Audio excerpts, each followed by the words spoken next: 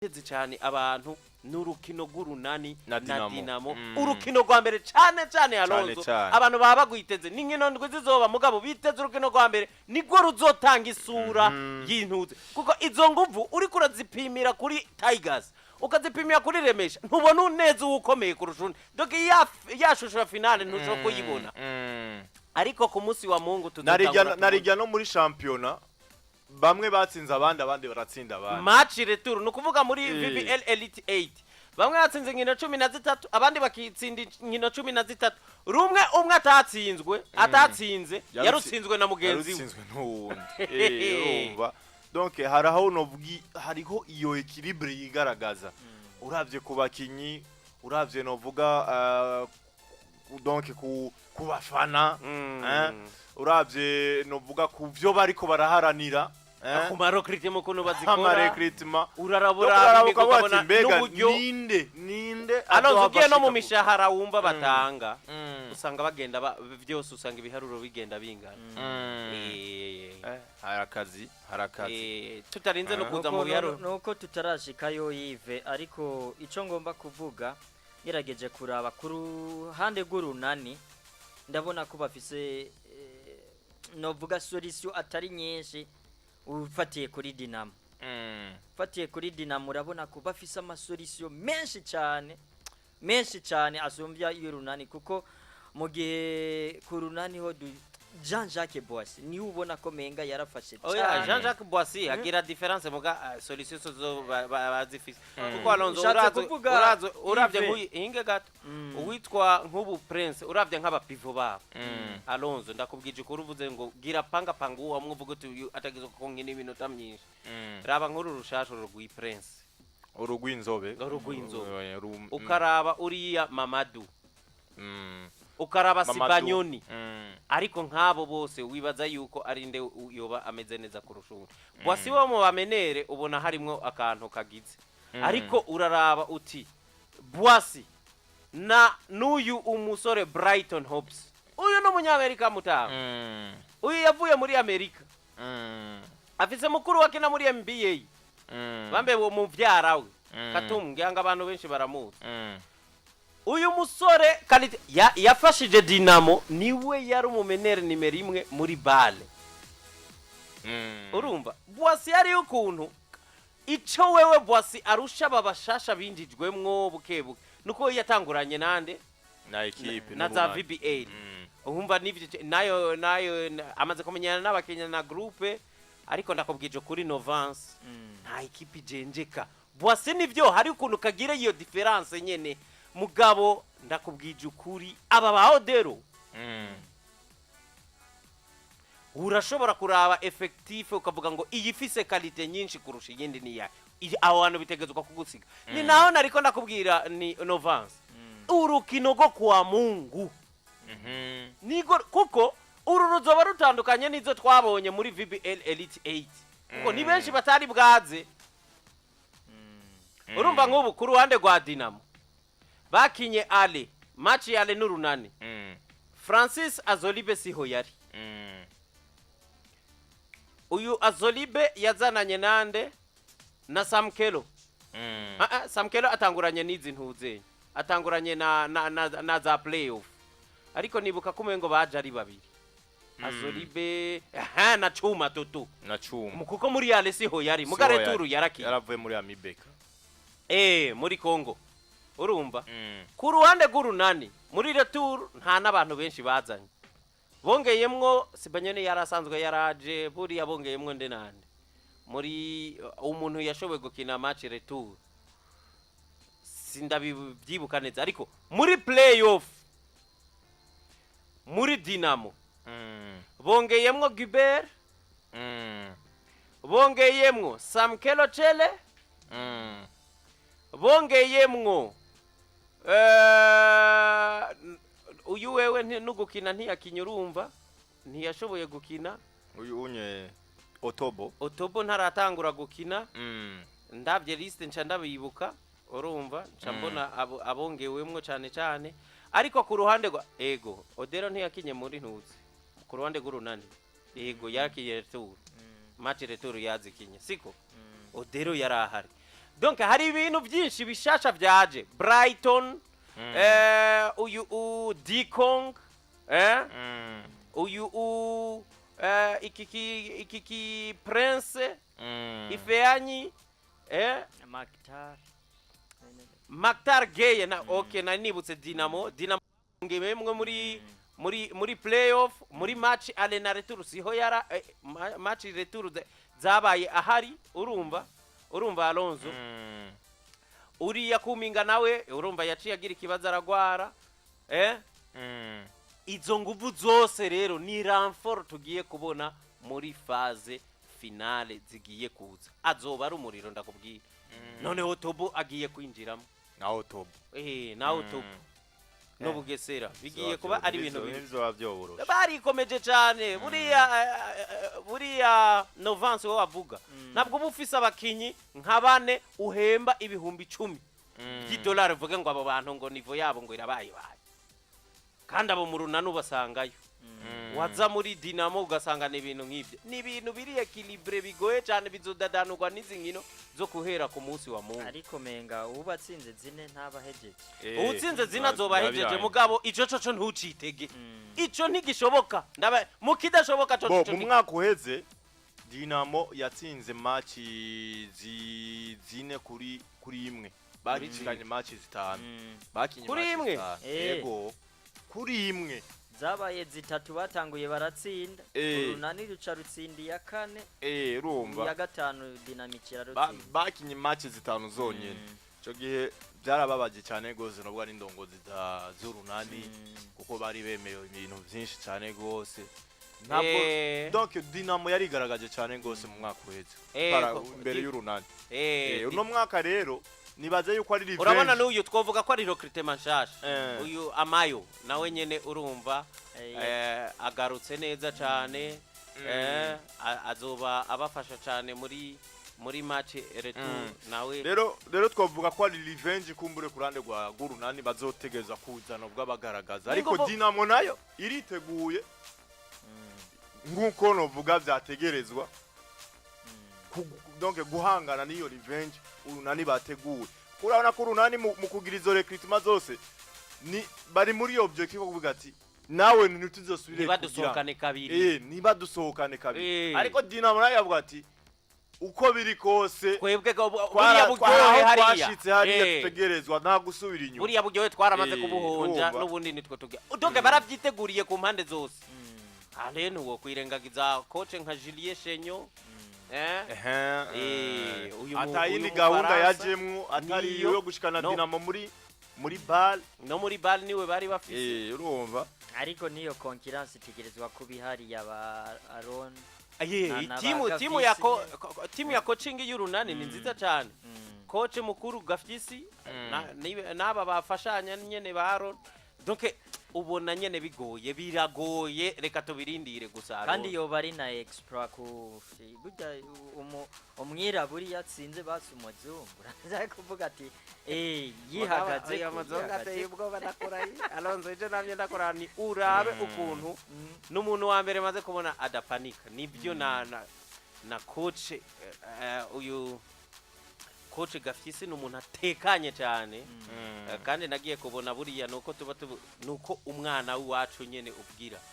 hambavu yuko ari bamba ari mu legend w'urunani ari mu legend w'urunani yakinye byinshi ariko Alonso bakubwira ngo diplome ageze ko zo kwigira ibyo bumenyereza ageze ko nta hatokoca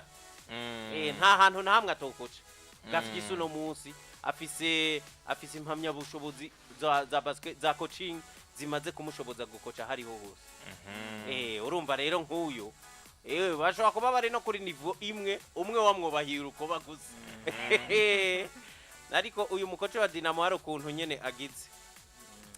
ndamaze kubona n'umuntu azi gusoma urukino akanamenya guhindura urukino Alonso zorabe burya ntanavuga ibintu byinshi ategura tactique ziwe akazituma uriye Joris gida match dukoreye kuri ibi nibi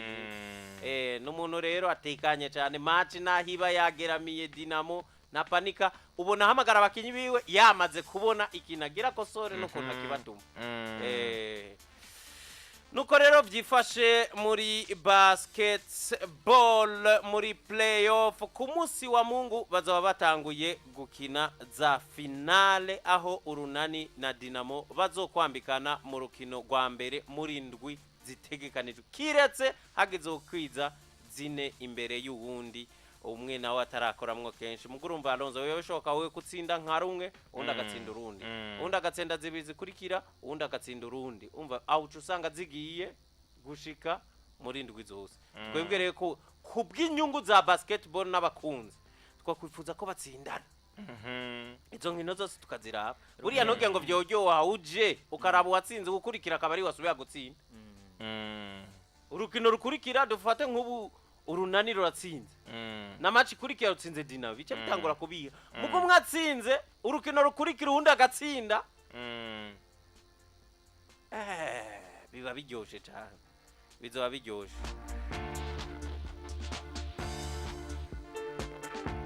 nuko rero kurundi ruhande Alonzo hariya kuri Eden Garden baraye buguruye icese inkino za volleyball z'igikombe c'isi yose ziriko zibera hano mu Burundi nye n'icubahiro umukuru w'igihugu cacu akaba ariwe yashoboye kugurura izo nkino hari ku munsi w'ejo niteka ridasanzwe Novance ku gihugu c'u Burundi kuba twakiriye inkino nk'izo nibaza ko ni inshuro igira kabiri mu mwaka uheze burya hari izindi menga twari zari za Afrika izo zari za Afrika muga uko kutwizera urumva ko hari yakantu nabonye Ubudagi burimwo Amerika irimwo Autriche menga irimwo ariko umukuru w'igihugu kwiyumvira ati reka nze kugurura izi nkino nanabonye na performance y'abarundi simbi cyane kuza ugasanga nk'igihugu c'Ubudagi kiragutsinze kikagutsinda kuri difference novuga y'amanota nk'atandatu simabi canka amanota 3 ntibibari bibi rero je kubwanje ndavuga ati ni ibintu byiza bidasanzwe ni kudo chapeau ubwa mbere ku gihugu burya gutogwa kwakira inkino z'igikombe c'isi nuko ubwa mbere igihugu novuga ati kibari nyabagendwa hanyuma n'umukuru w'igihugu akitabira ako kamo ko kuvuga ati reka nakire abagiye batandukanye abaje kuba hari y'amadelegation menshi hariho inyungu ku gihugu ariko uyu munsi nibaza ko kubwanje n'abarundi boraba izi nkino ntitube twazakiye ngo tuzivemo uko nyene byo banovuga atari ibintu byiza cyane ni beach volley ni volley ikinigwa ku musenyi rero nico gituma novuga nti harabagiye batandukanye urabona ko hari abaryosha ibirori benshi cyane ba Vani Ice barimwo hariya ba MC Sadiki urabona ko ni ibintu bidasanzwe muri rusange novuga ni ibintu byiza mu kugura rero izo nkino harabaye urukino rumwe rwahuza Ubudagi no Burundi ni seti bakina zitatu mugabo ushobora gukwiza amanota 21 byumvikana ko seti ya mbere ibirangiye nabonye menga ntibirefera cyane ku minota ariko kwijije amanota 21 mu seti zitatu zikinwa ubutsinzi rero uramutse utsinze zibiri nta kamaro kuko bakina iyo seti igira gatatu urumva ko ntaho bisa bisaniye n'ivya basketball nkuko twari ko turabivuga hariho ukuntu menga izi nkino zikinishwa amaboko hariho utuntu usanga menga zirahuriye ko muri rusange rero je kubwanje novuga ati intango simbi gutsinda amanota 21 ku 19 amanota 21 ku 16 ruba wumva ko harimo akantu kaga concurrence no kurindira tukaraba mbega ibindi bihugu turashobora kuza tukabihagarara imbere ni nihiganwa ritazoba igihe kirekire menga rizorangira ku munsi w'Imana nimba atari ku munsi wa gatandatu ariko no kurindira tukaraba ibishobora kuvamwo ariko urabona ko ari ibintu bitunganije neza ubona ko ari bibanza bishajije urabona ko ari ibintu vyiteguriwe koko nari nabonye ko ku munsi wa mbere no ku munsi wa kabiri hariho derogation yari yagiyeyo kugirira abe mbega aha hantu hazakirira inkino mpuzamakungu harateguye neza abagiye batandukanye abagize federation abagize novuga iyi ntuze ministeri ya sport bari bishikiye hariya kugira barabe ibibuga ukuntu biteguye. Rero ku bwanje ndabona ko n'ibintu biteguye neza, n'ibintu bidasanzwe. Ku munsi w'ejo nari mfise n'ijwi ry'usanzwe novuga arongoye izi nkino uyu munsi, ahavuga ko biteguye neza cyane kandi babona ko amahiganwa ashobora kugenda neza. Reka rero turindire turabe ko dushobora gutwara imidari nk'ibiri cyangwa itatu. Alonzo niteka byatanguriye ku nkino nyafrika barabishima baranatuvugira mu nyuma baza kuvuga bati bwabonde n'igikombe c'isi kirashoboka. Niko rero kuduha ayo mahigwe uno munsi twishimira kuba twakiriye kino gikombe c'isi. Ego ni mu mafederasiyo yose novuga y'inkino hano iwacu mu Burundi, federasiyo ya volleyball niyo federasiyo ubona ko imaze gutera intambwe canke imaze kugera kure cyane gose ubijanye no kuorganiza match mwenizi. Nikimenyamenya raba iziza kavab canke iziza zishiramwe ry'umupira w'amaboko volleyball ku isi higimba nizishidikanya cyane zigira amakenga mu kuzikonfia novuga mu kuyikonfia inkino mwenizi nyempuze makungu. Ubuherutse zari match zabere kuri Big One Way iziza inkino nya Afrika ku mucanga. No munsi izi nkino zisi zigo zibera kuri Eden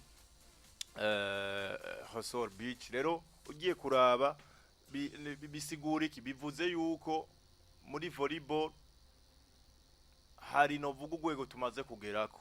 rudasanzwe par rapport novuga donc kuvyo gutunganya amahiganwa. Kuvyo gutunganya amahiganwa hari ugwego gwiza cyane gose rudasanzwe tumaze gushikako. Ariko kandi si gutunganya gusa kuko no mu bijanye novuga no n'inkino uravye turi ku gwego gwiza kuko ugiye kuraba aba basore bacu mu nkino nya Afrika bitwaye neza nibo batahukanye igikombe. Abatari bake baravyibuka bashitse muri finale baba Ivyaranze bandi nibo batahukanye igikombe. Mu bigeme bo haracyari hakantu nyene ko kongerezamwe ingufu ariko nabo nyene ntabwo ari bibi cyane. Rero ugiye kuraba by'ukuri two kwishimira novuga two kwishimira cyane gose no federation ya volleyball iteka bama baduteye muri zino nkino. Ariko tuka n'andi ma federation akaboneraho kabati none ko volleyball bamaze gushika kuri kiya kintu tweho two bishikako gute birashoboka ni hangiro wiha ni uri kuraraba nka basket yacu ugwega igezeko nta kintu na kimwe utoyituma ariko ikibazo nibibuga ariko ngaha higanwa ryose go wuzana rya basket worizana ngo bakinire nico kibazo mu gihe twoba dufise nk'ibibuga nka bitanu vyiza nta nkeka yuko kimwe kuko mu Rwanda bakira bale bafise kimwe bakoresha kimwe urumva bakoresha kimwe kimwe kirakwiye muri kimwe ciza urumva. Rero nimba harabaye inguvu zukubaka nka stade Ngoma za urukundo urunani za Vyizigiro za Nkuru nziza Peace Park kimwe cha basket kimwe cyonyene cy'akarorero cugaye kimeze neza cugaye kimwe gikwije byangomba ko biri kose ntugiye ngo kiranaba kinini nka biriya bya football kiba kicubatse neza gusa cakira nk'abantu nk'ibihumbi 12 15 par exemple urumva cyangwa nibwo boba 10 barakwiye urumva bicaye neza kuko iyi stade Intwari zo kwakira abantu 18 kugiye kuraba ni nini yabivanye n'ikibivanye n'ikibuga kiba ari kinini aho bakiniye mugabo arena yoyo ya basketball ikibuga ni gitoyi hagutse ibibanza ukaca ugwiza rero ivyo bibanza birashoboka rero naho kwihangiro ni novuga nuko gushaka nuko rero Alonzo harabaririmbye bitezwe kuba baza gutera iteka ibirori no munsi bavyugura icese. Hariho uwitwa Lino G, Gusto Melanin, uwitwa Chris MB, uwitwa Vania Ice, Monia Fleur, uwitwa Dramati na D1. Aba bose rero uno munsi baraza kugira performance zagakura bakera icese. Rero bino birori twatewe iteka kubyakira ariko nakunze cyane ukuntu ibi birori biba byatewe iteka ku rwego rwo hejuru na nimero imwe mu gihugu. Ego ni ikintu novuga cyiza cyane rwose kuko ugiye kuraba hari anya muri ziriya nkino isi yose iba yakorokeye iwawe iba yakugendeye rero nka se barundi by'ukuri n'urubanza rwiwe nubwo biri muri federasiyo kanaka ya volleyball ariko ni wari ahantu heza ho kwakira niwe serugo iyo si yose yagendeye no urugo rwacu rero ni iteka ridasanzwe kwakira novuga isi yose yakugendeye urumva yuko ari ibintu byiza cyane gose. Raba nk'aka gafoto Alonso raba ku maso y'abariya abantu iyo uvuye hose wifuza gafoto nka kariya n'umuntu nkuriya iyo uzananye hose n'amadarapo urabona ko bari bazanye hariya biba bifise insiguro idasanzwe bikomeye cyane iyo ukorotse uva hose wifuza gafoto nka kariya mu gihugu nk'iki ku muntu ni nk'uko unye nawe iwawe iyo ugize gutyo ukagenderwa n'abashitsi iyo udahari nibaze yuko bisa neza utegereza kureponda preza surtout mwe muracara abasore iyo wagendewe n'abantu bo muri famille zindi cyane Alonso ngo yubaha famille yo kwa madamu wiwe utegereza ko uri preza kuko ni uvuga ijambo Alonso no basi yo kuma ko ipabi wapo hakwa ipabi abazaraje mu yamuga ukweni abayanki miharu rabiye ngo tukaza tukuwe tuyaone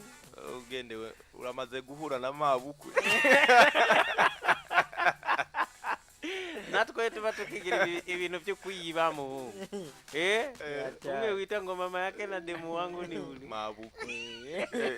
cyane data ukwe biba bimeze gute bo ufise gahunda yo kuhurana kwanza ubanza kwandika Alonso mbwira ekipe ya mbere udakunda ekipe ya mbere ntakunda cyane wabaniteranya n'abafana bayo no wabaniteranya n'abafana oya erega jewe reka ndakubwiye nka ekipe je ntakunda ikintu kibintera suko ntayikunda je ndakubwiza ukuri ni Manchester United niya mbere udakunda kwisi iya kabiri nayo nanje mvise ubwoba bwo kuyivuga wonyice rero iyo ufise ubwoba bwo niyo ya mbere niyo ya mbere ntakunda iyo ufise ubwoba bwo kuvuga Celtic Glasgow reka oya je ndakubwiza ukuri reka ndabivuga muga noba nkoshe oya reka nayo na Manchester nayivuze mugabo bo Manchester reka mvuga nuko twebwe aba Manchester nta nzigo dufise reka ndakubwire basi imbanza sigura impamvu ekipe izo ekipe ntazikunda ni kubera ko abagenzi banje pamfe twakuranye twayazi iby'inkino nizo bakunda rero bakambangamira cyane iyo zatsinze urumva nta kintu kibi kirimo urumva ni kwa kundi kugukeba bivanye mwirigara ushuha umutwe muharira kuri ibyo urumva